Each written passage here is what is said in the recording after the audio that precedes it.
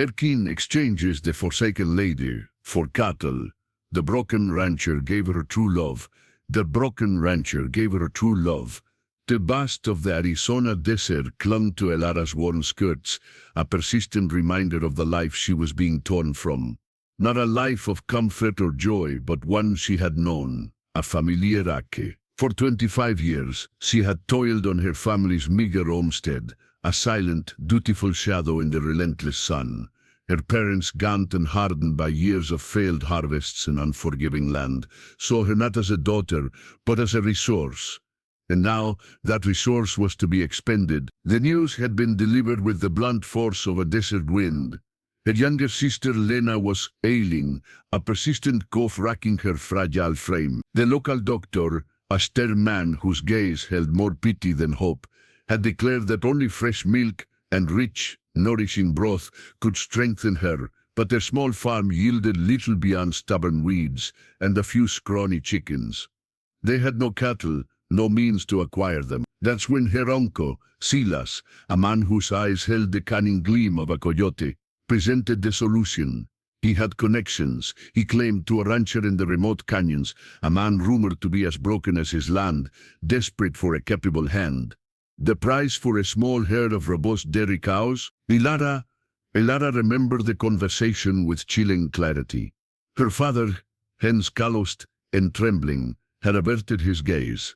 Her mother, her face a mask of weary resignation, had only clutched Lena closer. No one had asked Elara what she wanted. No one had even looked at her. She was a commodity, her fate decided by the perceived needs of others. The weight of their silence was heavier than any physical burden she had ever carried. She was the forsaken lady, forsaken not by a lover but by the very blood that flowed in her veins. The journey to the ranch was long and arduous. She sat beside Silas in a creaking wagon, the desert stretching endlessly around them, mimicking the vast emptiness in her heart. He spoke of the rancher, a man named Liam, in hushed tones, painting a picture of a haunted, isolated soul. Lost everything, dead, Silas grunted, spitting tobacco juice into the sand. His wife, his boy, years back. Ranch went to ruin after that. Barely keeps it running, just enough to live off. Needs someone to set things right, put some order into his chaos. Elera listened, her spirit hardening. She was not a maid, not a chattel, but a woman with a will, even if it had been suppressed for years. She would not be set right by anyone. She would find her own way, make her own peace. The cattle, a handful of sturdy cows and a bull, followed behind them, their lowing a mournful symphony to her despair. Her price, as the sun dipped below the rugged horizon, painting the sky in fiery hues, they arrived. The ranch was indeed a sight of desolation. A skeletal windmill stood sentinel over a parched well, its blades still in the evening air. The barn, though structurally sound, sagged with neglect, its paint peeling like sun-baked skin. A small, unpainted cabin, barely more than a shack, cast a long shadow. This was her new prison. A figure emerged from the cabin, tall and lean, silhouetted against the dying light. Liam. He moved with a quiet intensity, his broad shoulders slightly stooped, as if carrying an invisible weight. As he drew closer, Elara could discern the lines of hardship etched around his eyes, the stubble on his jaw, and a gaze that held a profound, unsettling weariness. His eyes, the color of storm clouds, met hers briefly, then slid away, devoid of curiosity, devoid of emotion. He was a man hollowed out, a vessel of grief. Silas dismounted, his voice oily as he began the transaction. Liam, my good man, brought you the cattle, as promised, and Elara here, a fine, strong worker. She'll see your place thriving in no time. Liam merely nodded, his gaze fixed on the livestock. He inspected the cows with a practiced eye, his hands running over their flanks. He paid Silas in a pouch of jingling coins, the exchange quick and businesslike. Not a word was spared for Elara. She stood, apart, a silent observer in her own style. Once the money was exchanged, and Silas, with a curt nod, turned his wagon back towards the distant lights of civilization, Elara was left alone with the broken rancher. The silence stretched thick and heavy, broken only by the snorts of the cattle and the distant cry of a coyote. Finally Liam spoke, his voice a low, gravelly rumble, devoid of warmth or welcome. "There's a small room in the back of the cabin. It's got a cot. Food's usually on the stove. You tend to the animals, the garden if you can get anything to grow, and keep the place tidy. Don't expect much. Don't ask for much. Just do your work, and we'll get along." It turned then, a shadowy figure, disappearing into the dimness of the barn to attend to his new herd, his new possession. Elara watched him go, a note of defiance tightening in her chest. She was a pawn, traded for cattle, tossed aside by her own family, but she was not broken. Not yet. She would survive this, just as she had survived everything else. The desert had hardened her skin, but her spirit, though bruised, remained unbroken.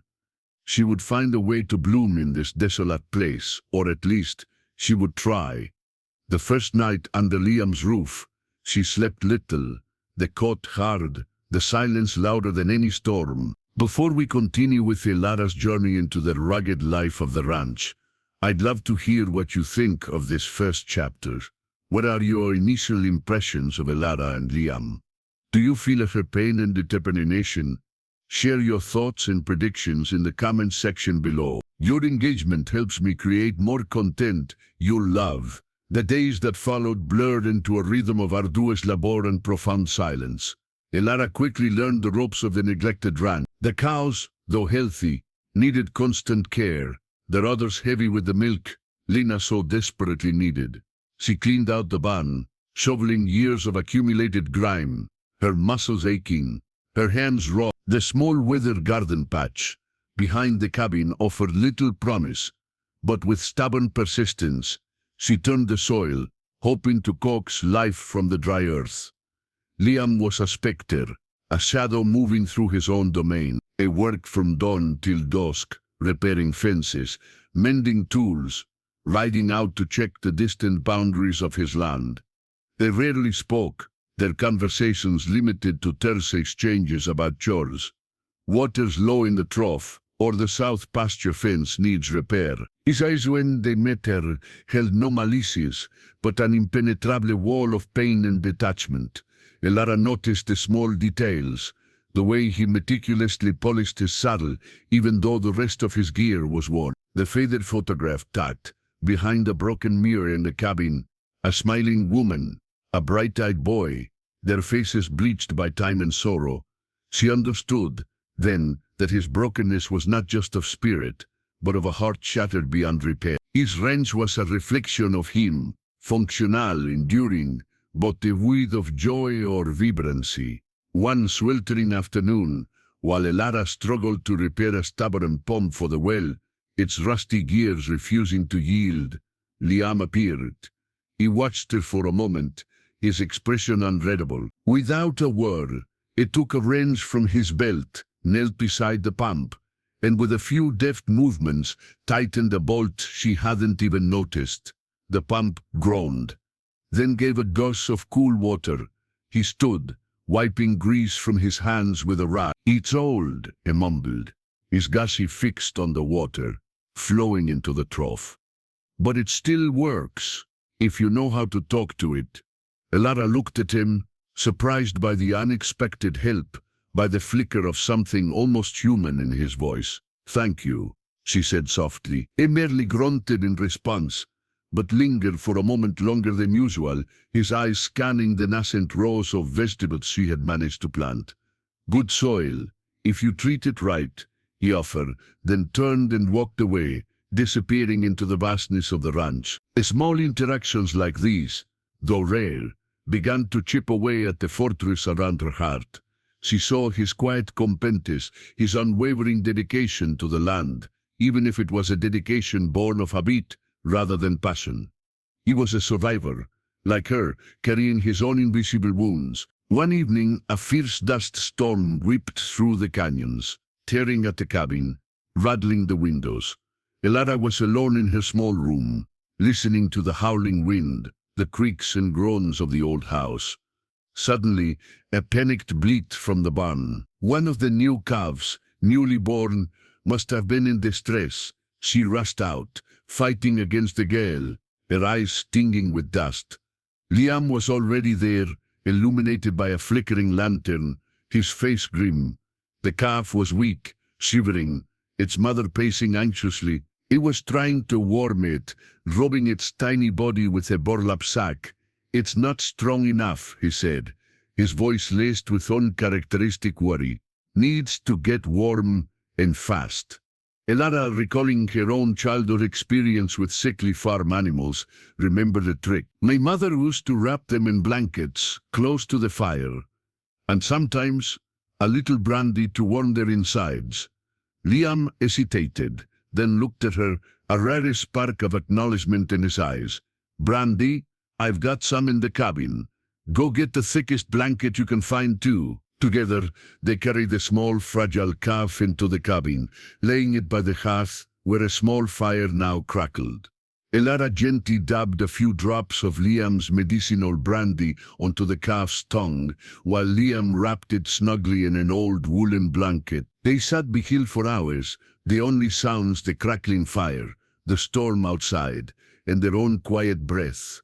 As the calf slowly began to revive, letting out a weak, hopeful bleat, Liam let out a sigh he hadn't realized he was holding. He looked at Elara, a faint, almost imperceptible softening in his storm-cloud eyes.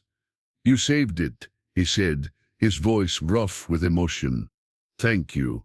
Elara felt a warmth spread through her, not just from the fire but from the shared moment, the tiny spark of connection. "We saved it," she corrected gently. He didn't argue. In the quiet aftermath of the storm, as the first rays of dawn pierced through the dissipating dust, they sat together, two solitary figures, no longer quite so alone. The calf nestled between them, a fragile bridge between their broken worlds. Elara realized then that Liam wasn't just a gruff, detached man. He was a man who still cared deeply, whose pain had simply buried his capacity for warmth. And perhaps, just perhaps, she could help him unearth it. Even the bond between Elara and Liam is slowly but surely forming, isn't it? They're finding common ground in the most unexpected ways. Do you believe their shared struggles will truly bring them closer, or are their pasts too heavy to overcome? Let me know your thoughts in the comments, and don't forget to give this video a thumbs up if you're enjoying their story. Your likes truly help support the channel. Tikanan, a prolonged drought, more severe than any Liam had seen in decades, began to part the earth, shrinking the water holes and turning the sparse pastures into brittle golden straw. The cattle grew restless, their milk production dropping. The well, their lifeline, began to falter, its water level receding alarmingly. Desperation clawed at Liam, pulling him back into the shadows of his past grief. He would sit on the porch late into the night, staring at the barren moon, a haunted look in his eyes. "We need to find more water," Elara urged him one morning, her voice firm despite the gnawing fear. "Before we lose the herd." Liam merely shook his head, his voice heavy with defeat. "I've ridden every inch of this land, Elara. There's nothing, not since the last big dry spell. It always comes back, eventually, takes everything with it first." But Elara refused to surrender. She spent days poring over old maps of the ranch, maps she found tucked away in a dusty trunk. She sought out hidden ravines, followed dry creek beds, her keen eyes scanning for any sign of a subterranean spring. Her determination was infectious, slowly chipping away at Liam's apathy. One afternoon, a flash of green caught her eye, a cluster of hardy desert shrubs thriving in an unlikely spot, deep within a secluded canyon. Beneath them, the earth felt slightly damper. With a surge of hope, she called Liam. Together they dug, their hands blistering, their backs aching under the relentless sun. Hours turned into a day, then two, their efforts seemingly futile. Liam, thrown into despair, was ready to give up. "It's no use, Elara, just another dry hole." "No," she countered, her voice ringing with conviction. "Not yet. I feel it. There's something here."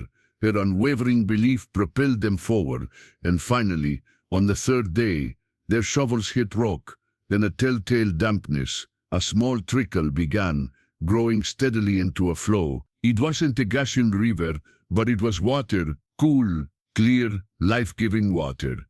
Liam stared at the bubbling spring, a profound emotion stirring in his chest.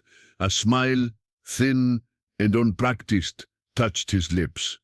It was the first genuine smile Elara had seen from him. "You found it," he breathed, looking at her with a newfound respect, even admiration. "You saved us, Elara." The victory over the drought forged a new bond between them. They worked side by side to build a rudimentary collection system, channeling the precious water to a new trough for the cattle. They talked them more, not just about chores, but about their lives, their dreams, their losses. Elara learned more about Liam's past, the tragic accident that claimed his wife and young son, the years of self-blame and isolating grief that had turned his once vibrant ranch into a desolate echo of his soul. In turn, Licinda Elara spoke of her own quiet dreams, of her longing for a place where her work was valued, where she was seen as more than just a means to an end. One evening, after a long day of work, they sat on the porch, watching the stars begin to pepper the inky sky. The air was still, cooled by the desert night. "My kin," Elara began, her voice soft. "They wanted a future for Lena. They believed they had to sacrifice me for it." She paused, then added, "But I always wished for a different kind of future, one where I belonged, truly." Liam reached out, his calloused hand gently covering hers. "You belong here, Elara," he said, his voice surprisingly tender. "You always have, even before you found that spring. You brought life back to this place, and to me." His words, raw and honest, sent a jolt through Elara's heart. She looked into his eyes, no longer storm clouds, but deep pools, reflecting the starlight. The walls around their hearts, built of pain and solitude, began to crumble, revealing a yearning for connection that neither had dared to acknowledge. The seeds of affection, sown in shared hardship and mutual respect, were beginning to bloom in the harsh desert landscape. The emotional stakes are incredibly high now. Elara and Liam have faced so much together, and their connection is undeniable. What do you think will happen next for these two resilient souls? Will they find happiness amidst their pasts? Don't miss the dramatic conclusion. Make sure you subscribe to my channel right now and hit the notification bell so you don't miss the final chapter of their story. The spring they had unearthed became a symbol of their renewed hope. The ranch, once a monument to despair, slowly began to thrive. The cattle regained their strength, the garden yielded its first modest harvest, and the cabin, under Elara's gentle touch, transformed into a home. The silence between Elara and Liam was no longer one of emptiness, but of comfortable companionship, punctuated by shared laughter and quiet understanding. Yet the shadow of Elara's past still loomed. One morning, a dust cloud on the horizon announced the arrival of a familiar wagon. Silas, he dismounted, his greedy eyes scanning the flourishing ranch, then fixing on Elara. Well, Elara, a sneer, "it seems you've made yourself quite useful here. My sister and your father sent me to check on you. Lena's much improved thanks to the milk, of course. But they've been thinking, with your talents, you could be of even more use elsewhere. Perhaps a richer family, with more pressing needs. We could fetch an even better price now that you've proven your worth." Elara's blood ran cold. The old fear, the old betrayal, threatened to engulf her. But then she felt Liam's presence beside her, his hand resting firmly on her shoulder. His eyes, usually clouded with sorrow, now blazed with a protective fire she had never seen. "She's not for sale, Silas." Liam's voice was low, dangerous. "Not anymore. And she hasn't been your property, or anyone else's for a long time." Silas coughed. "Property? She was exchanged for cattle, Liam. A bargain made in good faith." "A bargain you made, not her," Liam retorted, stepping forward, his stance challenging. "Elara is a free woman. She chose to stay here, and she chooses her own path now." Elara looked at Liam, a wave of profound gratitude washing over her. He wasn't just defending her, he was acknowledging her autonomy, her worth, a concept her own family had never truly grasped. She found her voice, stronger than she had ever dared to use against her uncle. "Go home, Silas," she said, her gaze steady. "Tell my family that Lena is well and that I wish them peace. But tell them also that I have found my home and my purpose here. I am not a bargaining chip." Silas, sensing the unwavering resolve in both of them, and perhaps a hint of menace in Liam's unyielding gaze, finally retreated, grumbling about ungrateful women and broken deals. As his wagon disappeared into the distant dust, Elara turned to Liam, tears welling in her eyes. "You defended me," she whispered, overwhelmed. Liam gently cupped her face in his hands. "You deserve to be defended, Elara, to be cherished. You've brought light back to a place I thought would remain dark forever. You healed this land, and you've begun to heal me." His gaze was tender, full of a love that had been buried beneath years of grief, now blossoming with an intensity that took her breath away. "I loved my wife, my son, with all my heart, and losing them broke me. But you showed me that a broken heart can still learn to love again. You've given me a future I never thought I'd have." Elara leaned into his touch, her own heart overflowing. "And you, Liam," she replied, her voice thick with emotion. "You saw me not as a burden, not as a commodity, but as a woman capable of strength and love. You gave me a home, a purpose, and a love that feels more real than anything I've ever known." In that moment, under the vast indifferent sky of the Arizona desert, Elara realized that her king had indeed exchanged her for cattle, believing she was forsaken. But a broken rancher, through shared struggles and quiet understanding, had offered her something far more valuable. Not just a safe haven, but true love. A love built on respect, resilience, and the shared promise of a new beginning. They stood together, hand in hand, looking out at the ranch that was now truly theirs, built by their hands, nurtured by their spirits, and bound by a love that had risen from the ashes of their pasts. The sun, setting once more, cast long, hopeful shadows, promising a future not of sorrow, but of shared dreams and enduring affection. The forsaken lady had found her true love, and the broken rancher his healing heart.